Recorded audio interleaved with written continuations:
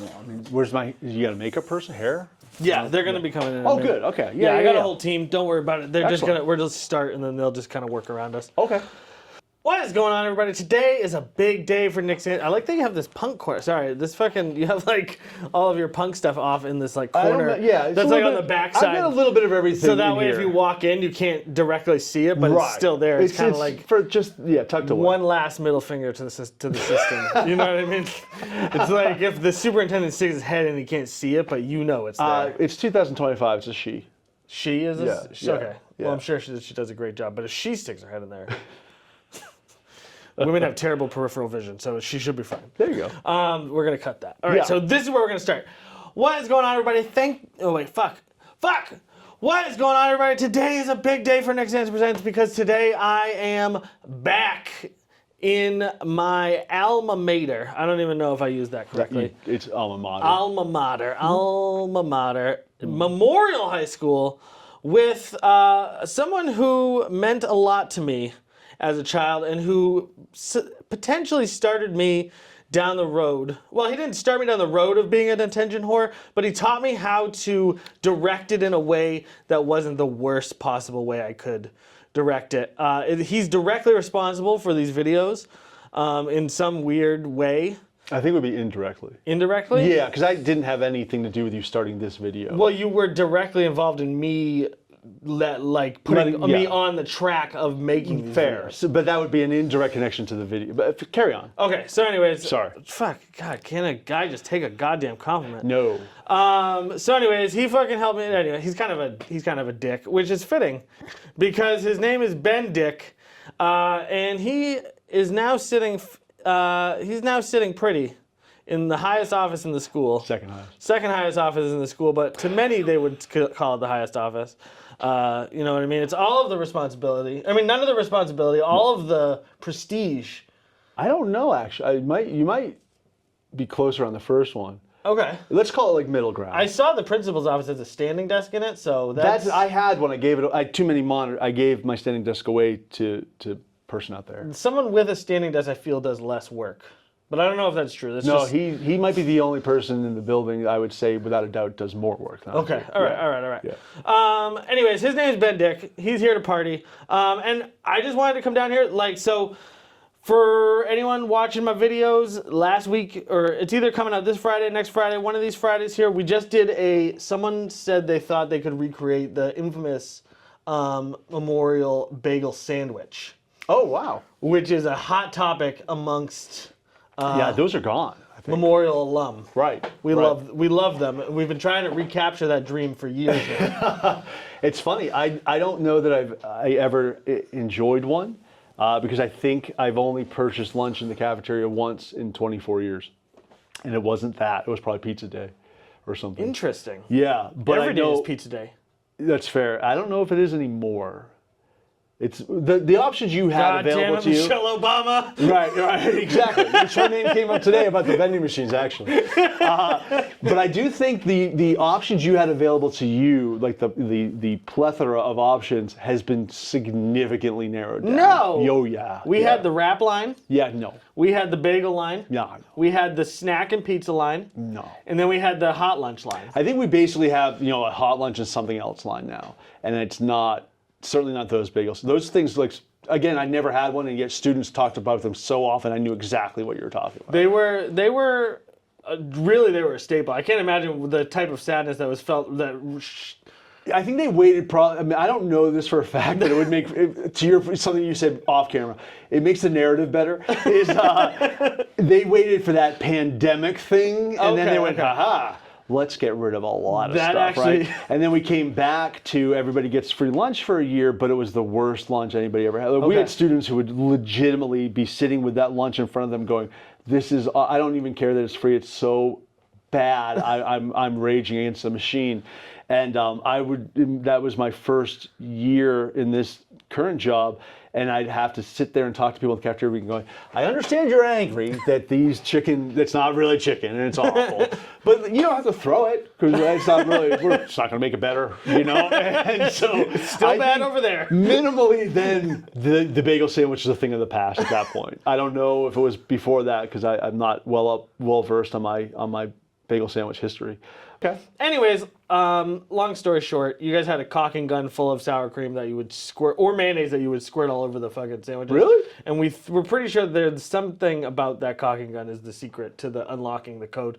It could be. But anyways, I basically what I wanted to do is come here, and I just wanted to let Mr. Dick sort of talk a little bit about what it was like. Can we just agree? Can we just go Ben on that? Can we Ben, go it's so weird. I know. I get I'm it. sorry. I get it. I get it. It But just comes out. It's equally weird to see, a person who's in his 30s be like, hey, and don't get me wrong, I still call people Mr. So whatever you want. I'll be better I'll call you Ben. Whatever you'd like. I'll call you Ben. But just understand that if there was almost no other teacher who, if I ran into them today, so like it's you and my boxing coach are really the only people who I would do that to. So realize that it's a compliment. No, it's not thank you. It's not a insult. Fair. I'll take that. So I would just like to give you the opportunity to tell everybody, what it was like to deal with such an incredible person, and then to see me go on to sort of achieve the heights that I have, and what that feels like for you. Well, listen, you're giving me an opportunity to do something that I've heard, like I've witnessed on talk shows or whatever, but I've never until this moment had a chance to do this. So I know I told you this story off camera, but I was, I'm gonna say it again for the audience, I guess. I am not the name. The greatest with names. I used to be so good, but to what you just said about it being a compliment to say, Mr. Dick instead of Ben, one of the highest compliments I could pay you would be that when you reached out to me, I think it was a couple years back now, just to kind of touch base, I didn't need to pretend I knew the name, and it was instant. I knew Nick Sands, and it was like I was back 20 years earlier, like we were doing drama club and all this stuff. I'm not even joking around. Even you confirmed it for me when we were in theater briefly. I knew you played Howie Newsom. Like I knew the parts you played. I remembered the one act thing where like that. So like, joking aside, it's not hyperbolic to say, like, you actually did have an imprint, because, but we hear about that all the time, right? Where people will go back to teachers and be like, oh, I should tell you what you meant to me, and that's so nice and wonderful, and in my case, deserved. But it's rare, at least I think publicly, for teachers to be like, hey, you actually had an impact, because I don't know why that is. Because the students I know and still maybe touch base with or talk to or whatever, it's obviously not because I feel they need me. It's because they were good enough, or I thought enough of them, that I would still be like, oh yeah, because I'm not a huge Facebook or whatever, right? So when I first kind of sort of joined out of necessity for something else, if somebody requested it, sure, whatever. I'm very discerning in my Facebook accepts now, right? And so I will be like, I had that person, I don't care. But the people I then do say, like, oh yeah, I was stoked when you said, do you want to get together and chat? Yes, I do. If only to catch up, right? And so it does speak to the impact you had. And I mean that sincerely. There's not a ton of students I'd be like, oh yeah, okay, I remember that person doing this and that or whatever. So that says something. Oh, I appreciate it. Yeah. No, I think one of the things about you that I remember is that sort of like, and again, this is going to sound like an insult, but it's a compliment. I'm used to it. All the real weirdos liked you. Like, we were, it wasn't like, you know what I mean? It wasn't the normal, like, kids who were going to go on to Harvard who were hanging out. Some of them liked me too. I'm sure they did, but what I remember is that it was like, the kids who were the people like me, just a little bit strange, and a little bit cooler, I think. And certainly parts. No, but and humble. If I may, I think because this has come up oddly enough. The last time I really had that conversation about like groups of students and whom they might relate with, to or whatever, was when we had to hire my teaching replacement. And the guy we hired, no word of lie, I had to call his references. He came from California. And one of his references put it so well. They said, this is a guy who's going to connect with a lot of your students who don't typically have an adult in the building to connect with. And they said this, they're like, and he might not always connect with the kids that have 15 people in the building to connect with, but he'll be the one guy that connects with all these students who don't have a person. And you know, he happens to run the esports club, you know, like a lot of the types of things that some of the outlier students might join. And I take it as a compliment because, and I think this speaks to kind of what motivated me to get into education, which was it was my fifth choice. I ran out of options. It really was. And I do think there's What was your first choice? my first major, so I used to explain this to students when they go, well, I'm not sure what I want to do. I go, you might want to think about it. Because I had 4 majors in 4 semesters. Then my fifth one was kind of like a half need, like a move. But I went from criminal justice to sociology to communication to English teaching. And then I lasted a couple of years and I needed one more class to graduate. They didn't offer it. So I said, to hell with that. I'm not going to do another semester for one class. So I became an English major, but technically a 5th major. So You were a terrible cop. No, actually, the detective here will tell you I'm a better detective than he is. Well, we may have been able to solve the crimes, but I couldn't imagine you going out on the beat. Oh, I'd be good. I think I'd be great. Real liberal with the nightstick. Yeah, maybe, but also a man of the people. That's true. That's true. Okay. Yeah, I think it's like Mr. Hand says in Holes, you know, or Mr. Sir says rather in Holes. Mr. Hands from Fast Times. Mr. Sir says, you know, so the trick is you give him a punishment and a reward. Like you got to balance that stuff out, right? I think I'd be all right on the beat. All right. We'll in the old days, like when a guy like twirled the nightstick. Yeah, you I'd be good with the twirling nightstick. Yeah, and a whistle. You'd have a whistle. I need a call box. Yeah, that would be sick. Yeah, actually. that'd be good. You know what? I think you're right. Like 1920 Chicago. Yeah. I'd be a really good beat guy. Yeah. All right. Yeah, no, but so, you know, for me, the motivation of like, I wasn't coming here to be a teacher, if that makes sense. It might sound odd, but I wasn't. It was, all right, shoot, I got to do something. I took a year off, I did my internship, and I ended up in the perfect place for me. And I think that, as much as anything, allowed me to be a person that maybe different groups connected with, because it wasn't, well, it's really important you like English, and have you read that novel? You haven't read that. I just told a kid the other day who was working on Canterbury Tales stuff, I never read it. I don't know. You know, I'd be like, I didn't read that book twice. Huh, how about that? You know, it wasn't about that for me. And I think that probably allowed me to. Well, I remember you were the first teacher I ever had, and I don't know if this is good or bad, but you were the first teacher that I ever had that told me, like, you don't really need to go to college if you don't want to. It's not like... No, I think that's good. There was like a lot of pressure when we were growing up that like you had to go to college. I was actually told by several people that like you either go to college or you're gonna be a loser. And it sadly, I think that is the prevailing message being sent to this day. Even if it's not said as directly as it was to you, it's still understood, and that irritates me to the ends of the earth.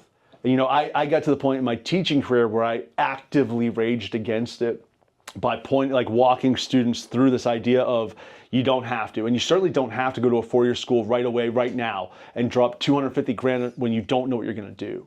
You know, and I got really into this idea of, what if we started looking at community colleges, kids? Yeah. Because guess what? There's a lot of benefits there, you know, or maybe you don't have to go. It started in, I think for me, when they started pushing 4-year college on the students they were welcoming into vocational classes, it was clear that we have to tell you to go to 4-year college. Yeah. Because you could go get a job in this vocation and make more money than I'll ever make. But you should really go to 4-year college. Well, what's crazy to me is like, I don't know how much the culture has shifted because I haven't been in elementary school in a long time, if you can believe it. Nah, but when I seems like yesterday. I can remember in elementary school being told, like, your grades today are going to make or break. Right. And that's a lot of pressure put on like an 8-year-old child. Yes. You know? I couldn't agree more. And so I spent a lot of my time feeling like I was going to be a loser. I graduated barely. And was basically, allegedly I graduated. We're not sure, actually. Allegedly I graduated after looking at my transcripts. We're actually not sure if I graduated or not. Maybe not. I definitely walked. I don't know that my graduation. Fair. He said your name. They can't take that back. Yeah, exactly. It's fine. But we fuck, I lost my train of thought. Well, you were saying I was the first person to like kind of say it's cool that you don't want to go. Yeah. You know. You were the first, and we had been hearing that for our whole lives, and I remember you saying that and being like, wait, I don't? What actually is nice for me to hear is that you listened. Like you didn't just go, yeah, someone was finally telling me what I wanted to hear. Fair, good point. Yeah, if I just, I was like, fuck you, Mom and Dad, Mr. Dixon, I don't have to go to college. no wonder I got that letter from them. It's like, shit. But so you were like you were kind of that first teacher, and then you had sort of an effect on me and several people I know in that sort of way that it was like the first time where it was like a person who we had never connected or had the opportunity to like really connect with a teacher, and only saw them almost as like the opposition. It was like this authority figure that like I was in opposition against. Right. Fair, and you were the first one who was like, no, you don't got to go to college. You know what I mean? Just come do drama club. Yeah. You convinced me to come do drama club, and then we just like you were like, yeah, that's enough. Like that's like you can just live a life. You don't have to That means a necessarily lot, Nick. It really force does. yourself into this box. It means a lot in part because it kind of solidifies that I've been true to myself in a way. Because when I was just describing about like raging against that, it was probably like 10 years in where I actively started like pushing against it and talking to classes about it, you know, walking in and going, all right, who's going to college? And every hand goes up and I'm going, okay, Jesus. All right, who knows where they want to go? And hands start to go down. Who knows what they want to study? And more hands go down and go, then why are you going? Like stop that. Let's at least pause and go, I'm going because, or I think I want to accomplish this. And I started to set this baseline of, I want you to get through high school. And we'll worry about goal number 2 after that, because it's going to change. And then that's when I'd say, I went through 5 majors. I didn't know what I wanted, whatever it was, right? So to hear that like in year 1, I was going, dude, you don't have to go to college. At least I was staying true to that idea. And I think in part it's because I believe in education, don't get me wrong. But I grew up with a father who, God love him, was one of the most successful, one of the most intelligent people I've ever met in my life. And he got a GED and was a hard worker and just became this businessman of his own volition in something he loved to do. And he became one of those annoyingly like happy with what I chose to do in life people, because I was always under the impression that like rock stars, athletes, and maybe professional actors, they're the only people who can actually say, I really love my job. You know, That's everybody crazy. else is lying. It's crazy that those 3 people probably hate their job more than anybody. Which is sad, because if I could be a rock star, I mean, I'm so 100% in. Yeah, but I think that the thing that brings you to the point where you get to be a rock star is so. Oh no, I'm saying if I could just start tomorrow keep your as a brain, rock star, just show up like in The Sims. Yeah, You know, just like come to your if car. I could just like, I don't want to like go play in Hamburg for 12 hours a day, you know, 6 days a week. Right. I just want to be the Beatles. Right. Okay. Fair. Yeah. That's fair. Yeah. You could have picked a better band, but. Not really. And we're done. Thank you. Okay. All right. Thank you, everybody. No longer my favorite teacher. That's I'll right. talk to you later. Yeah. I mean, it's my first tattoo, and my son's name is Lennon. But it's cool. Let's talk.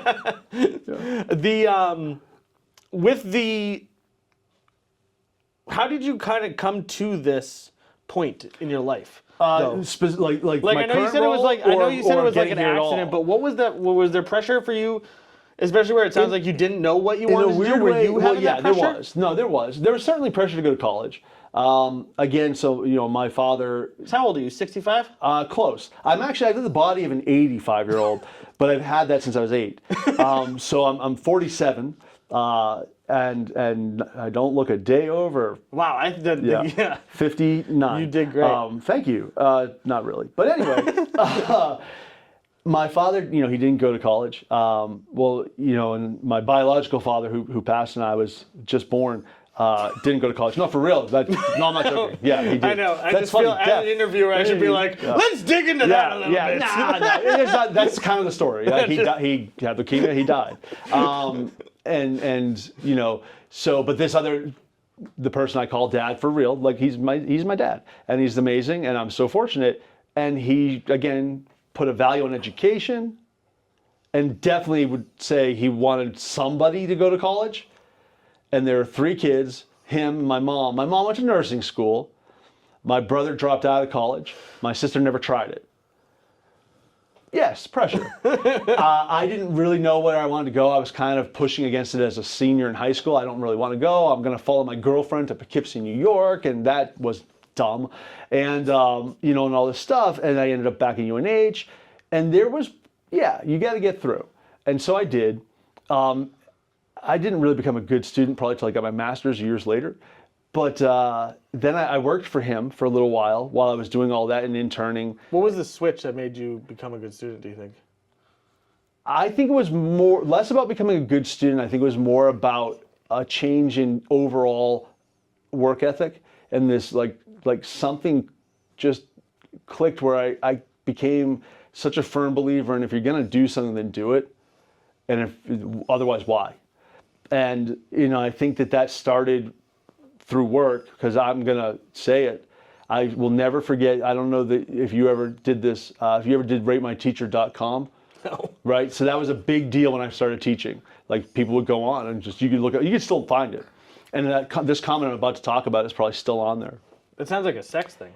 No, Rate My Teacher? No, it's not. Okay. It's about teachers. I was like, this is going to get weird. No. It's about teachers, and and so this one person left a comment that said, for a new teacher, he's kind of lazy. And they weren't wrong. They weren't wrong. I was, it still isn't. I think I just presented it poorly at the time, because I couldn't have vocalized if I wanted to, but it was really I've come to believe it's not about like the strict academics. What we should be doing is focusing on like what school was when we first started schools. Be a better citizen.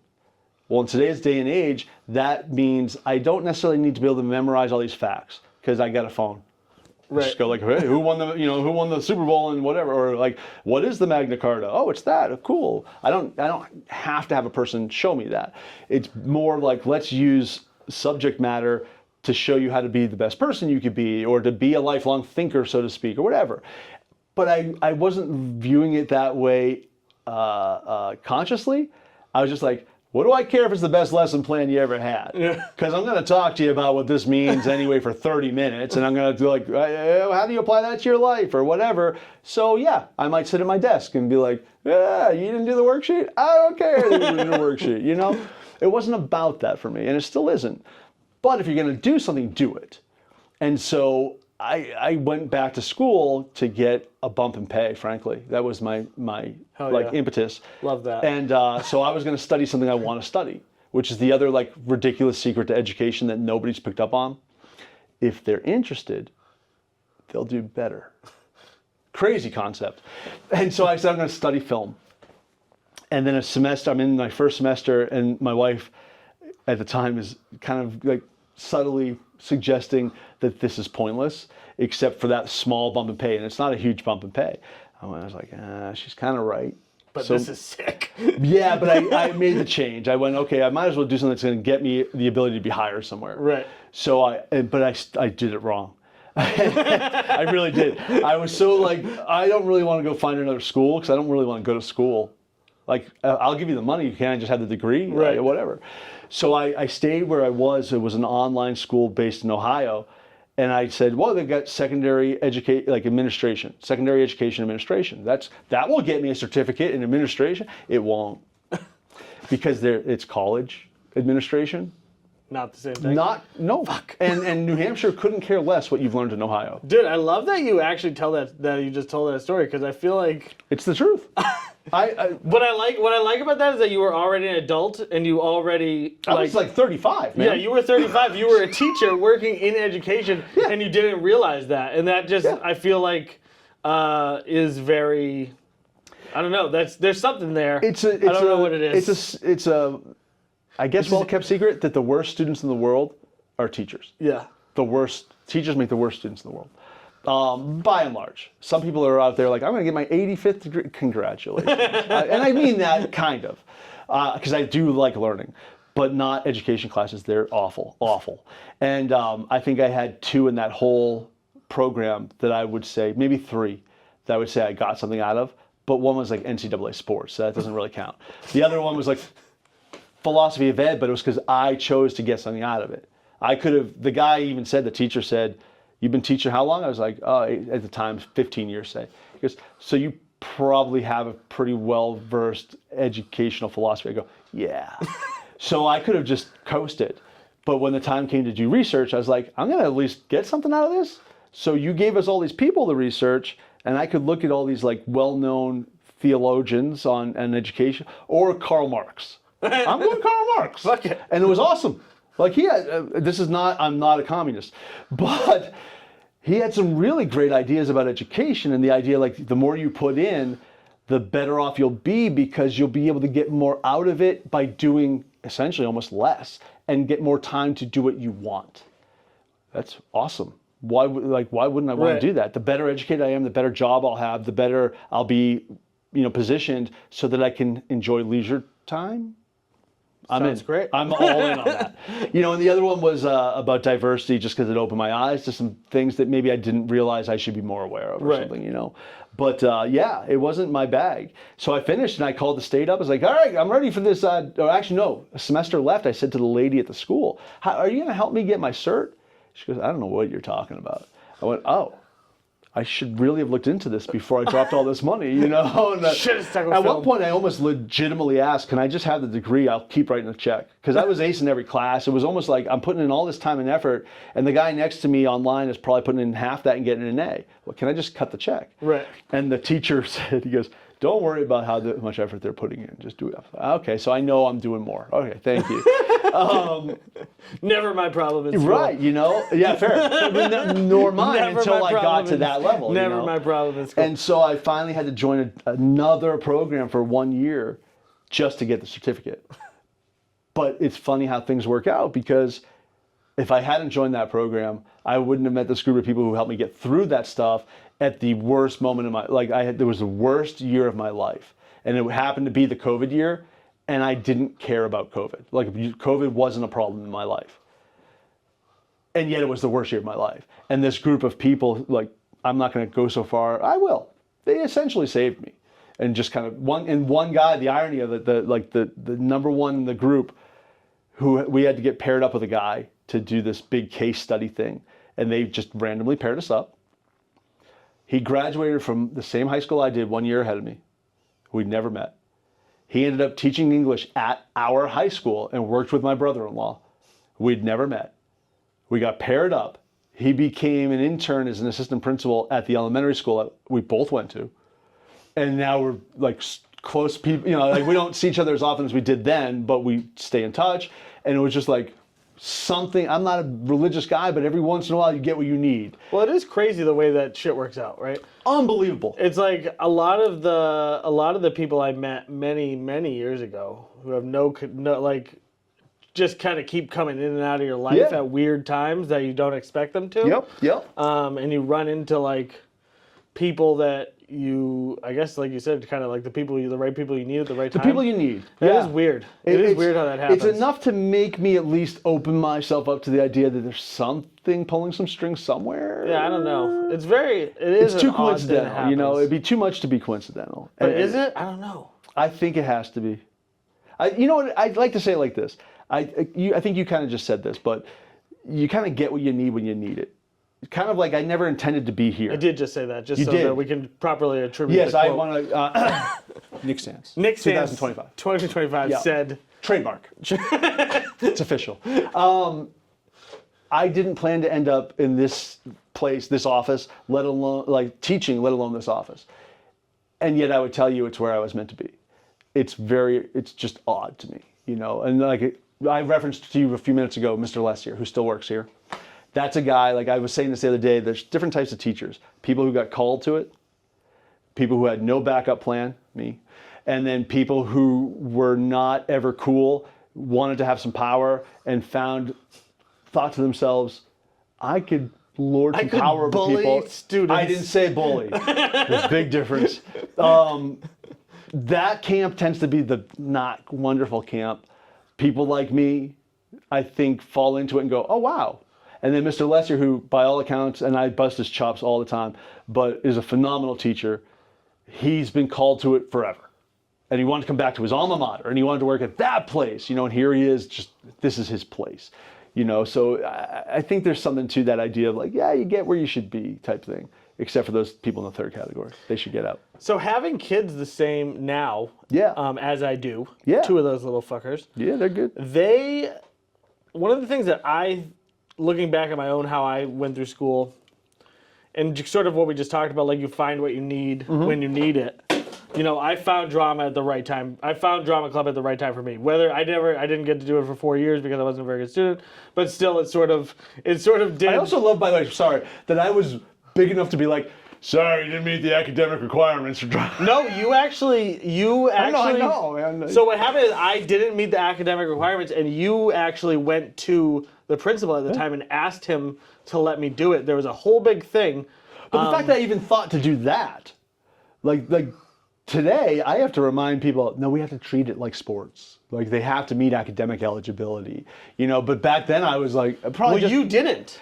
Well, but at least I did go try. I mean, I didn't just. People today would just be like, oh, I'll worry about how I clean up that mess after I let them be in the play. Gotcha. No, what happened is they told me I couldn't do it. Okay. And then I was like, you were like, are you gonna try out? Okay, that rings a bell. And I said, no, I can't because Right. the principal at the time told me that I can't. Yep. And then you said, let me go talk to him and see what we can do. And then he shot me down. Yeah, he shot you down, yeah. and then I'm pretty sure you must have told him that you weren't going to tell me I couldn't do it or something along those lines, because you never told me I couldn't. Okay. He called me into the office and said that I was explicitly banned from trying out. I will say that there's an equal chance that he was doing me a solid and said, you don't need to be the guy that tells him he can't do it. Right. I want to give the guy credit. Right, no, he was a good boss. for sure. Definitely good. Great boss. For sure. Looking back, I'd see it very differently than I can did see at the that. time. Yeah, for sure. Being an adult I remember now when we, I dealing think with my it was, shitty little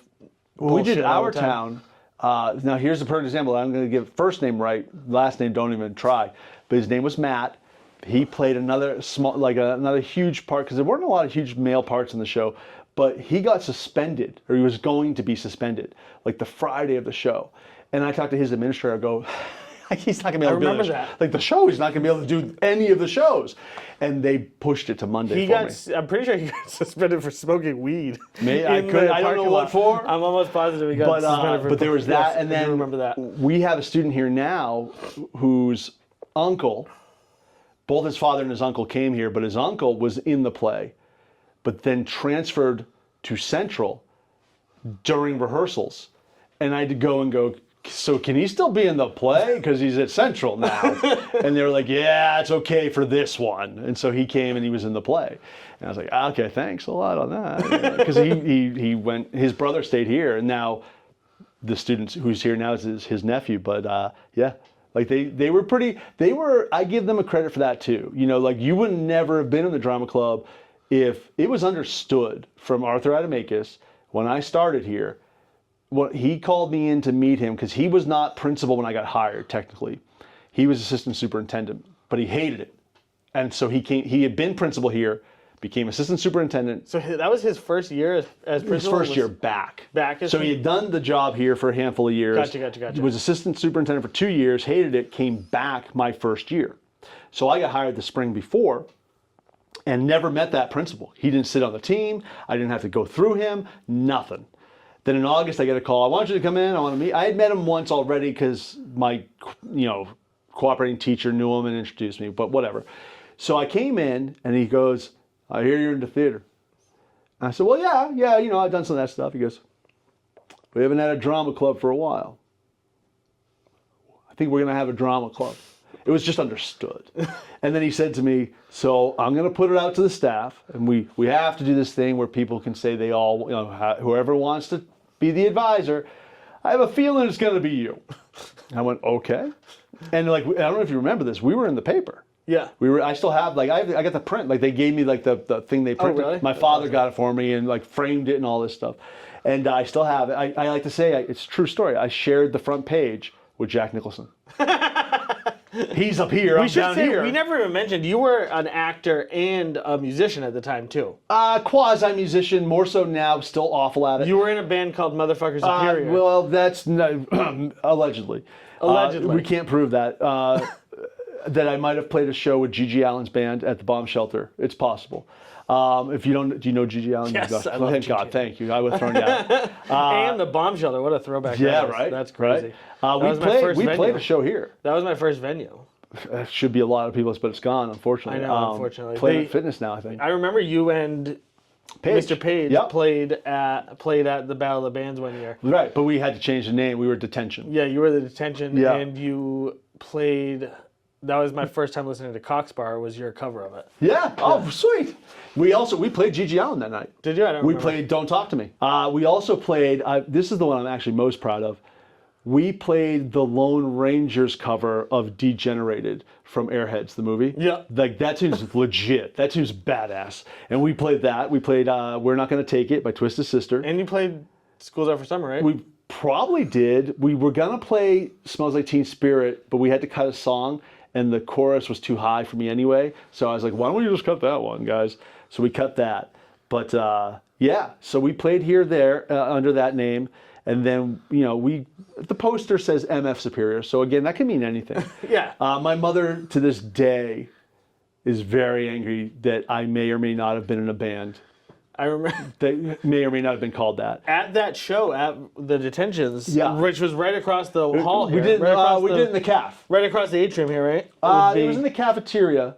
Is that right where that is? That's close. Because that's the library, right? And then on the That's other the side of the those library? are science rooms. Okay, okay. Library's a little further. So out. anyways, I'm all fucked up. But It's all good. I remember you said this is Cox Bar. Yeah, And England then I belongs to was me, like, right? what's their name? Fucking around, and you were like, looked at me like, do not draw attention to this right please, now. not right. Because it's funny you say this. So the guy who played drums in that band, who started the whole thing, really, is one of my best friends from growing up. And we just played in our current band, Meat Raffle, last night. We practiced last night about 3 streets over. And we play every Tuesday. And so I saw him on Saturday, too, because it was record store day. And we were outside in line like, people do. Fuck is Record Store Day? Record Store Day was this day that they came up with to help support independent record stores a few years ago, probably like a decade now, where people would put out special vinyls that hadn't been out before or hadn't been Gotcha. out in forever. Is that still a thing now? It is, but it's kind of become bastardized. So Okay. like people lined up, it was Saturday morning. They can't sell until 8 a.m. by like the Record Store Day rules. Some people lined up outside that store, Music Connection was where we went. Are they still open? Yeah, oh yeah, they're great. And records are, I have a funny they're GG big story now, about man. that guy. Well, I don't know if it's the same owner. I think Okay. the original owner passed away. We used to go in there. I used to go in there looking for Gigi Allen merch because for some reason Sure. he was the only guy. I bought my last Gigi Allen Pitchfork in Concord. He was the only guy at the time who was selling Gigi Sure. Allen shit. Yeah. But I mean, Gigi Allen had been dead for years by the Yeah, time yeah. I got into him. And I remember going in there and he was like, "You're here for Gigi Allen stuff, aren't you?" And I was like, "I am." He's like, "I love that Gigi. He's made me a lot of money over the years." Yeah. Just one of the oddest interactions I've ever had. I mean, I was like, "Hey, man, I hadn't met this man for 3 seconds, and love this is it. what he dropped on That's me." what's great about record Yeah. store people, right? And so we were there on Saturday, and I brought up the detentions, and we were talking about how we had slipped because we were talking to this other guy in line, and I was like, "Yeah, dude, we once played a Gigi Allen song at my high school." I was like, we worked that in. So at the time, Mr. Perrick was the administrator who oversaw that event, whose office we're sitting in right now. I still think of it as his office, and. I'm actually friends with him on Facebook too. Oh yeah, he's the best. so adorable. He's still He's so he cute. subs here sometimes. He's great. He's the best. And he had come up to me before the show. There had been another event a month or two earlier where some teachers had played and it hadn't gone super well.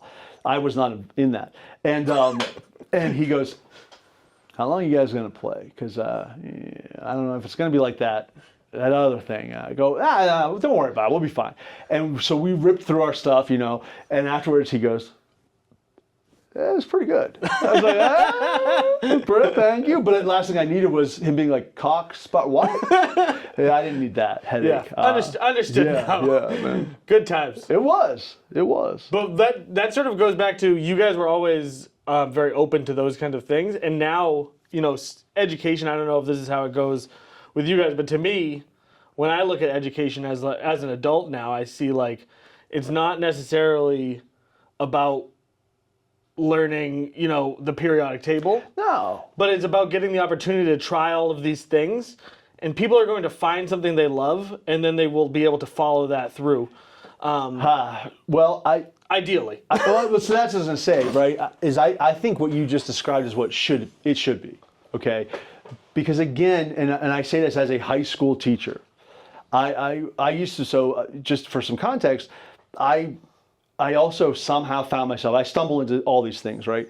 I became the teachers union president. What?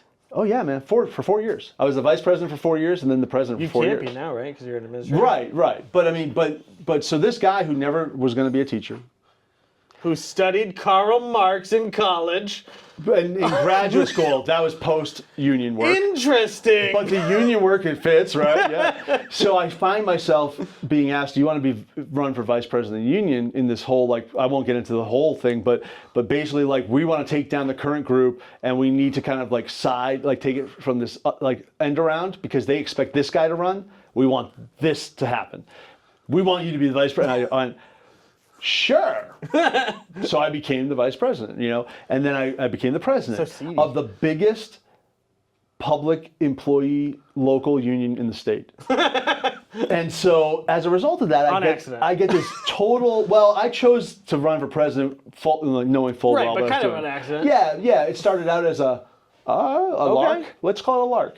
And I got this whole other view of education. And it like afterwards, in a very like odd twist, there were about 4 or 5 years when I left that job where I was so disillusioned by education because I seen, as I put it, behind the curtain. I was like, I got to get out of this. I can't do it. Like, there's so much bad on both sides. Of course, when you're union president, you deal with bad. Right. Like, there's so much good. The frankly, only bad stuff. You only see bad, and you don't realize that it's surrounded by a sea of good. Right. But that's what I dealt with for 4 years, and then 4 years before that on a smaller scale.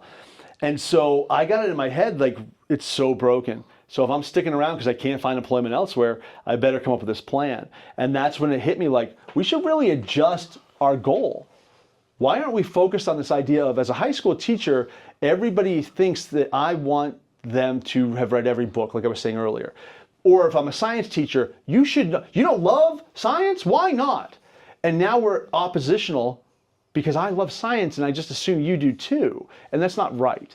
And we got to change our thinking and start early and go, let's be goal-oriented. Like, so my daughter at the time, she was young, and I was like, hey, sweetie, you're struggling with your reading. I don't care, I'm stupid, I don't want to read. And I go, all right, but like, there might be signs where you need to get somewhere. Yeah, well, somebody will tell me, no, they won't. Or like be math. I go, what's working in your math? Stupid. Don't you want to know you're getting your change back correctly? Well, why? They'll just give it to me. I go, oh, honey, no, they won't. They'll just take it. And you won't know any better. And so I was trying to like be goal-oriented. So I met with the mayor. I met with the superintendent. This is the year after I stopped being president. I go, we got to shift our focus here, And the mayor goes, I love it. Never going to happen. It's never going to happen. He goes, you know who the biggest problem is going to be? I go, teachers. He goes, yep. And it's going to get worse when they get older. I go, fair. Elementary teacher, you could hit them with a bus today, and they'd show up tomorrow and go, could you just slow down a little? Like, just a little. High school teacher, they're like, how, you don't love math? What's your problem? Middle school teacher's like, please hit me with a bus. Yeah, fair, maybe, on Sundays for sure. Please just hit me with a bus. And so I said, let's take time and build this concept over increase the grade level 1 year at a time. It's going to take 12 years. Right. And use that 12 years to reshape the minds of the educators to be like, it's cool that you don't love English, but you need it to accomplish your goal. So let's focus on that. And when it got shot down, I said, fine, I'll just do it myself in my own little world. And that's when I started to rage against college for everybody and all that stuff, right? It was more like, you're here, you gotta be here. What if we just came to an agreement? Like, I'm not gonna throw stuff at you to throw it at you. I'm gonna say, I'm giving you this because I think there's value in it. And then a worst case scenario, I'm giving you something I find some value in, and you hopefully have gotten enough trust in me to know that I wouldn't give you a piece of crap to give you a piece of crap. If it's bad, I'll apologize because it wasn't your thing, and the next one I'm still trying to give you something you'll connect with. And it really got me back to a place where I could come here every day and be like, all right, I'm in, I'll do it. And then I got this job. And that shifted a little again. I was like, oh, I'm seeing this other view. And I had to just remind myself. And that's where the teachers union job saved me. Because I got so used to, like, I had to refocus and adjust my view. This person over here is so pissed off because they were told they couldn't wear that shirt anymore. Whatever, something dumb. to me, but it mattered to them. And I had this talk one day with this lady. We had lost my first year as president. This is a fine how do you do. I'm first year president right here. I was like 32, maybe 33. And they laid off 162 teachers. Shit. And I'm going, okay, 10% of the teaching staff or more, whatever it was. And it was like 15, 20%. And like it was so bad, I was at the reunion concert, David Lee Roth and Van Halen. And I'm just watching. And my brother goes, dude, that's like David Lee Roth right there. And I'm like, yeah. So this lady, I'm on the phone with her, and she didn't lose her job. She had to leave elementary and go back to special ed. And she was enraged. You need to fix this right now. I should be back. I worked, after 11 years, I was able to transfer into elementary. I want to be back in elementary. I go, well, the way it works is, and I explained it. Doesn't matter. It's not right. And I tried 5 times. And finally, and you know me, right? So I go, hey, I got one last idea. She goes, what's that? I go, tomorrow I'll start setting up meetings with you and 162 people that will trade places with you. Well, you don't have to be rude about it. She quit the union. And I went, okay. And I called the lady from the state that I worked with, and she goes, Ben, everybody's problem matters to them. I went, yeah, but, okay, yeah. It took me a bit because I was pissed, but I got it. There are times I think I can still be like, shut up, your problem means nothing compared to that guy's problem. Right. But by and large, I do need to remember, and I've gotten better, like, it's relative. Your problem matters Pain is to you. local. Yeah, right? Pain is local. And so then I got here, and I'm like, all right, if I can maintain that attitude, and if I can keep it all here and not take it home, I'll be fine. And so my goal is every year, I got to keep it single digits on days I go home and actively, like, am angry or affected by something here. And those days tend to be the days when I learn something about a student that's awful. I take it home. But I keep it single digits. Right. All that Early stuff. in the year right now, early in the year. No, we're almost done. It's Oh, April. school year, not year. Oh, yes. Everything, I think in real when you're an educator, there are in two real terms. versions, right? I think Fair, in real that's a good terms. point. But anyway, so that was a big to do for me, and I don't remember what we were talking about to get there. I probably just wanted to tell that story. I think I just wanted to tell the story, if I'm being honest with you. I think I've taken up enough of your time. We're gonna have. That's my way of saying that. I just realized that we talked for too long before we set up the camera, and now it's very late. That's on me. I think we would both sit here and talk forever, Yeah. and I really would, because I'll talk about myself all day long. But Same. that's When you're this awesome.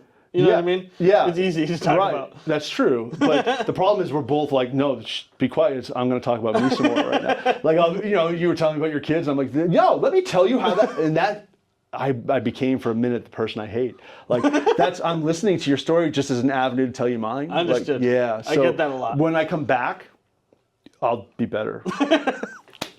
Guys, I do want to take a minute, just make it a little bit more serious. Mr. Dick, or Ben, sorry. No, it's fine. You really did. I was never a good student. I hated school every minute of school. I hated school so much that graduating senior year, I made the decision that I would rather be a loser for the rest of my life than spend one more day in a classroom.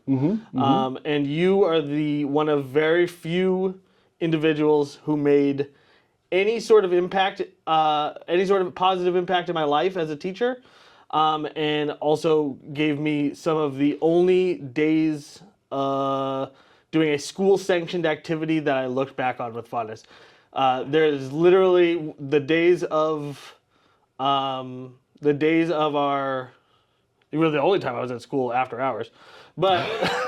Except for detention. Yeah, there was a lot of this. But the only days... I looked at your record. I'm aware. When I did something, it meant a lot to me, and it really had a profound effect on me, and so I appreciate you for doing that. I thank you. You were also much fatter back then. I was. No, I have ebbed and flowed a bit there. But you're looking slim now. Thanks. I was a lot slimmer at one point. I've kind of, I'm working my way to a hybrid. But I appreciate you doing that for me. no, and if I may, not to match your sappiness with my own, but the one thing, I don't think this makes me part of that third group I mentioned earlier, but I will say this: I'd be lying if I didn't say that, or I'd be lying if I, whatever. It would be a lie. Let me tell you the truth. Tell me the lie. Let me tell you the truth. No, because the truth is more important on this one. All right. The lie's often better, but yes. Does that mean a lot to me? Yes. And I guess the issue, this is awful. I was talking so well earlier. I got you all choked up over here. Well, yeah, in a way, because on one hand, it's real easy to take compliments or dare I say praise and be like, yes, because I'm amazing, that's right, I deserve that. No, it means a lot because genuinely my goal was never my goal was more like, what are you going to get that's positive? You or anybody else. And I'd like to believe, at least initially, I take the same approach with everybody. People can get out of that wheelhouse for me. But by and large, they're there because what matters to me is that you're getting something out of it, something positive that you connect with, like we've been saying all along. And I never did it so that one day, thinking we'd be sitting here one day doing this, right? So to do this means more than you could probably imagine, and I can't stress enough how there have been enough days where I've been like, why the heck did I, what was I ever thinking, or that we all doubt ourselves or whatever. And it's stuff like this that I jump at the opportunity, yes, so I can get the adulation I deserve in front of dozens of viewers, but because it allows me to be like, wow, that meant something? Thank you. Because it means something to me that it meant something to you. And that's an awful way to put it, except I don't know a better way to say it. No, I think that makes sense. I mean, I'm sure that there's a lot of days, especially in education, where you probably do think did I make a difference? Or everybody wants to think that what they do matters, I guess. Yeah. And I think I very actively work to not be a person who says, of course I did. Or, oh, I don't need you. You might say that, but everybody else thought I was. No, I'm the guy who's going I'm not special. I'm what people should be, and not from an ego stance, but from I'm just here to help you out or help that person or that person. That's just the way we should be. So I never thought of it as oh, I'm doing something extraordinary. And yet maybe the lesson is, well, everybody has a shot to do that extraordinary. Maybe just fucking up. No. I think the lesson probably is something you kind of said at the very beginning. I'm going to let's circle. This is classic Ben Dick teaching moment. Bring it back. I'm going to connect to the opening point, which was, you said a lot of us weirdos liked you, right? And I was like, that's really cool. There should be a situation in every school where every student has one adult in that building that they can connect with. And I know we don't have that happening in every building, in every place, every year. So to think that I could have done that for you, and maybe this teacher 3 doors down was that person for another student, that's huge to me. That's the thing that's all right, okay, yeah, hey, not bad. Right. That means the world. And so I think that's the thing that kind of would drive me. So thank you. Really appreciate it, man. I appreciate it too. And guys, thank you so much for watching. Thanks. Mwah! I love you. Hopefully I can convince Ben Dick to come on more often. Sounds like it'd be a tough sell, man. Bye.